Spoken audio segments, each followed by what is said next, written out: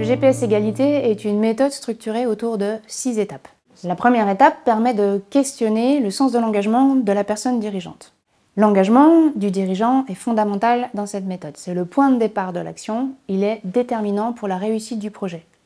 Il s'agit de questionner le sens de l'engagement du dirigeant, car c'est à partir de cela que l'ensemble du projet fera sens pour lui et pour les parties prenantes qu'il conviendra de mobiliser dans le cadre de la deuxième étape. La deuxième étape consiste à identifier et fédérer les parties prenantes avec le dirigeant. Cette étape est également déterminante, elle permet de partager les responsabilités et de dépasser l'effet d'inertie. Chacun devient un élément clé et moteur du projet.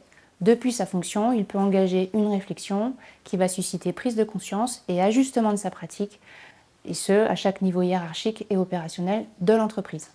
La troisième étape consiste à faire un état des lieux des pratiques, un état des lieux qualitatif. Nous allons questionner les process, les pratiques, les comportements et plus largement la politique stratégie de l'entreprise.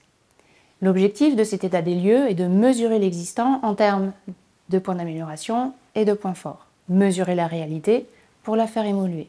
Cet état des lieux sera réalisé par un expert certifié auprès des parties prenantes jugées pertinentes à interviewer. Une fois les interviews réalisées, l'expert présentera une synthèse qui mettra en évidence les marges de progression.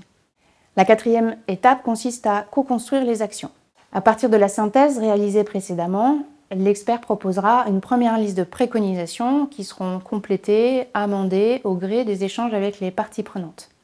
Il s'agira à cette étape de s'appuyer sur l'offre de service égalité hébergée sur la plateforme Expérience Égalité pour déterminer les experts et les outils pédagogiques les plus adaptés aux besoins.